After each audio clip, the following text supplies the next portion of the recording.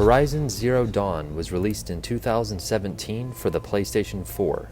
It was developed by Guerrilla Games, who was previously known for their first-person shooter series Killzone. Horizon Zero Dawn, an open-world action RPG, was a big departure from their first-person shooter roots. Leaving a well-known franchise to create a new IP in a different genre isn't something we often see from a AAA developer. For Guerrilla Games, however, it certainly paid off. Horizon Zero Dawn released to widely critical acclaim. The game was commended for its gorgeous looks and unique setting. It takes place in a time where there are primitive tribes in a world filled with mechanized sci-fi creatures. In this video, we will revisit the world of Horizon with no spoilers. If you haven't played or beaten the game, we are going to talk about why it deserves a playthrough before the next generation of gaming begins. The game was and still is an absolute beauty. The lighting, fog, grass, the amount of detail in the mechanical creatures, everything looks astounding even today. It's hard to believe the game is now over 3 years old. The game runs on the Decima engine, which was created by Guerrilla Games. The engine was also used by Kojima Productions for their game Death Stranding. It will also be used in the sequel, Horizon Forbidden West, which is set to release in 2021 on the PlayStation 5. Although this video won't show many of the later locations due to spoiler reasons, there's a great variety of locations to explore. Everything looks so good, I enjoy just walking around and admiring the scenery. There are many different tribes spread across the world. Each tribe has their own personality and specialty. Outside of cities and small villages, the land is running wild with mechanized creatures. There are many different types, and it's always a treat to come into contact with a new one, even if it tries to kill you. What happened to the world? Why are sci-fi robot creatures running around, but people still use primitive tools and weapons? Where and when does everything take place? The game creates many questions and mysteries, and it does an excellent job of unraveling them. The story and world are intertwined wonderfully. I was constantly interested to learn more, and when it's time for the game to drop some story, I found it very compelling. The mysteries of the world get answered, and the payoff is definitely worth it. Many open world games now have the formulaic radio tower. Horizon does have towers in the game, but they fit the world perfectly and they're really unique. The towers are large dinosaur-like creatures called tallnecks. The first time I saw one in the distance, I just stood there watching it in amazement. When you finally get up close, you really feel their presence as they tower over Aloy.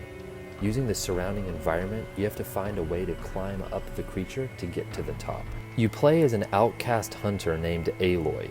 Her character grows as she and the player learns more about the world that she is a part of.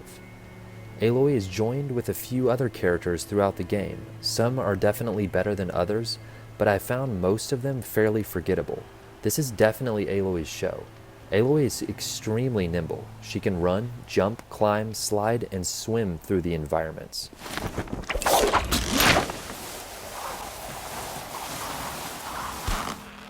Aloy's bows are one of, if not the best bows I've used in a video game. They feel incredibly responsive and very satisfying to shoot. Aloy will get a few different types of bows and arrow types. Each one feels useful and fun to use. Weapons and ammo are selected from a wheel. When it's open, it will slow down the time outside of the menu. Inside the menu, you can swap between different weapons, different ammo types for each weapon, and you can even craft ammo for each type. It's fast and fluid. I really appreciate the fact I don't have to dig through menus to craft ammo every time I run out of arrows. Each one of Aloy's bows brings something different to the table. Some focus on precision and power, while others focus on elemental damage, such as fire, electricity, or poison.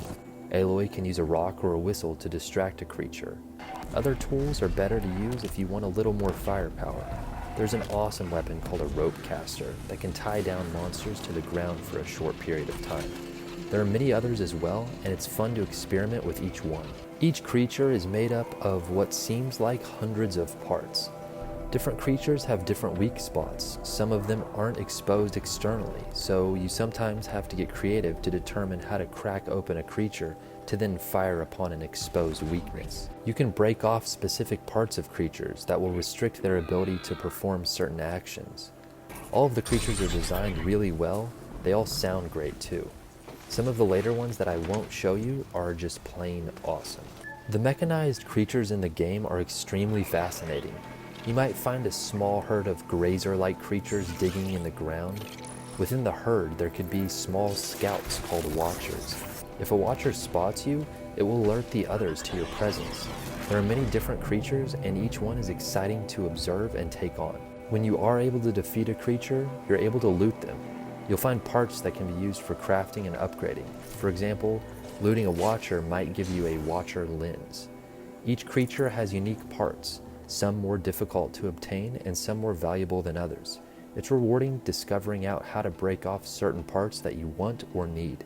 This is an action RPG after all, so there are RPG elements. There are 3 sections to the skill tree available, 4 if you count the DLC Traveler branch.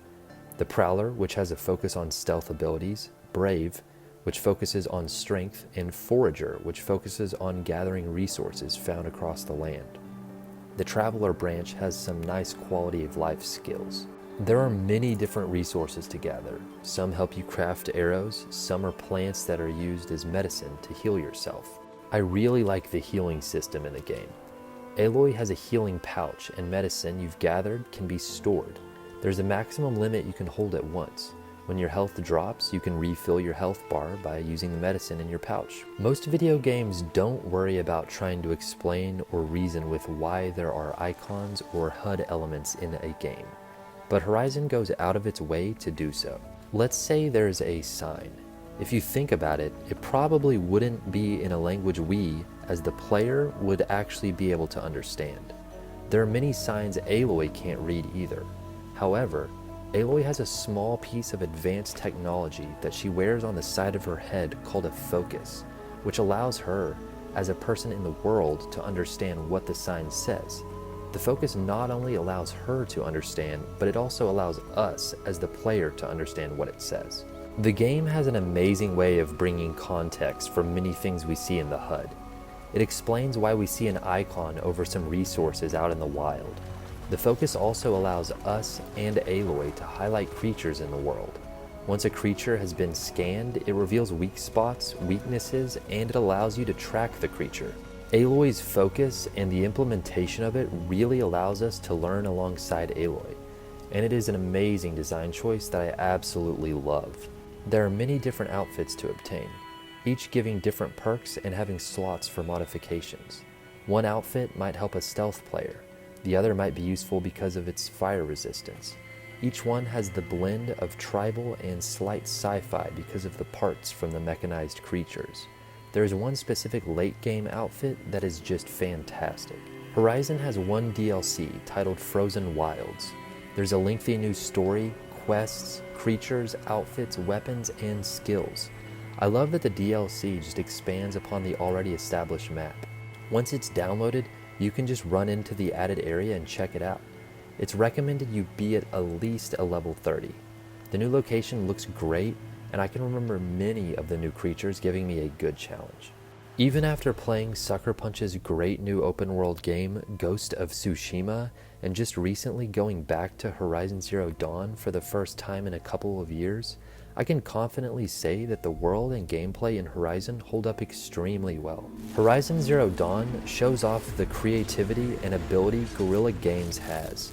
The game isn't perfect. The villages and cities look great, but once inside they're widely underwhelming. The climbing is limited and the side quests are rather generic. Even so, the game succeeds so highly in so much that its few downsides don't compare to its abundant strengths. Aloy is an excellent new lead character. The world is beautiful and varied, the story is mysterious and intriguing, there are numerous options in combat, and the weapons feel fantastic. All of the mechanical creatures are stunning to look at and are fun and rewarding to fight. The fact that this was Guerrilla Games' first attempt in the open world genre makes Horizon Zero Dawn even more impressive. The game is available on the PlayStation 4, and the complete edition is releasing on the PC August 7th, which includes the DLC. Horizon Zero Dawn is one of the best new IPs of this generation. With the sequel coming up next year on the PlayStation 5, the future of the Horizon franchise is looking very bright.